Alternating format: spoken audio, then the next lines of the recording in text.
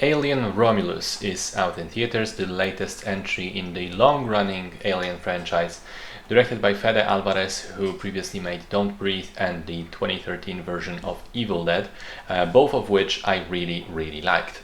This one stars Kaylee Spaney and David Johnson and takes place after the events of the very first Alien film. The prologue shows us an automated Weyland-Yutani ship finding the wreckage of Nostromo and picking up the remains of the xenomorph from that ship in order to presumably do some sort of fucked up experiments on it. We then meet Rain, a young girl living on a perpetually dark colony world belonging also to Wei-Yu. It's always dark, there's no sunlight on it. She and the others are essentially slaves there, working without an end in sight, hard physical labor, and she lives there together with an android named Andy, who she considers a brother. Her friends have a potential plan for a better future though. They realize that there is an abandoned, derelict Wei-Yu station drifting in orbit, and they believe they can get there, break in, recover the cryopods, the hibernation pods, that will allow them to transfer them to their own ship and go into cryosleep, allowing them to survive the years-long journey through space to another better world.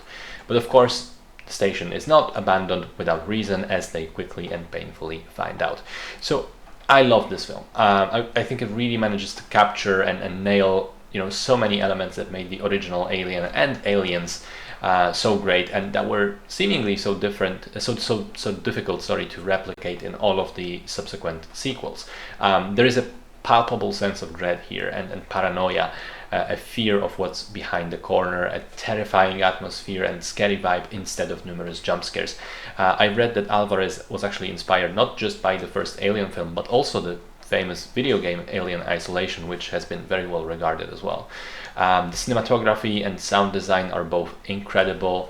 The film also looks great in large part due to using many practical effects, especially for the xenomorphs themselves. They've only used CGI to touch stuff up, and a lot of the sets and the creatures and the things that happen in the scene are actually physical. Alvarez also understands very well the aesthetic vibes of the original films, and that means both the H.R. Giger inspired imagery when it comes to the xenomorph and its life cycle, or even not H.R. Giger inspired, H.R. Giger made imagery when it comes to the xenomorph and its life cycle, and the sort of retrofuturistic design of the world and the ships and the technology. This isn't sci-fi where everything is brand new and clean and shiny and has touch screens and holograms, etc. This is a world where everything, things look old, things look used, broken down, worn down, dirty, physical, shitty in all the best ways, of course. I also loved how there are so many elements borrowed from the other movies that in the franchise that, for the most part, and I'll get to that, do not feel forced or like cheap fan service. They are used intelligently, with purpose. Obviously, from the first movie we have the Nostromo and the general atmosphere of the film. From the second, the action scenes and the machine guns.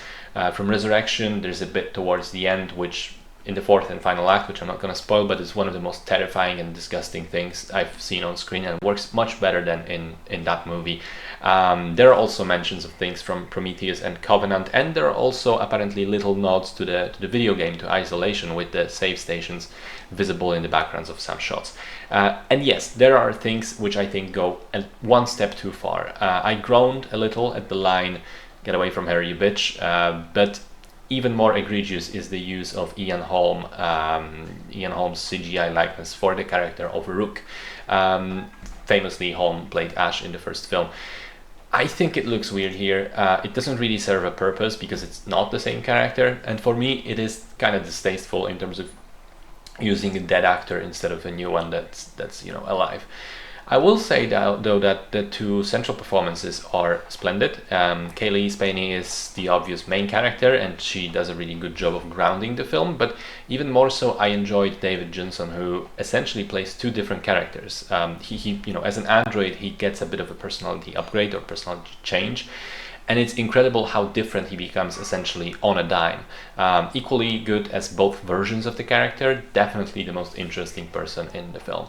All in all, very good movie for me. Another success for Fede Alvarez, who is becoming a sort of master of horror movies, and also a very worthy successor to the original two Alien films. I'm very happy to see that there is still some life being breathed into the franchise, especially after the previous disappointing sequels. I love this film and I recommend checking it out.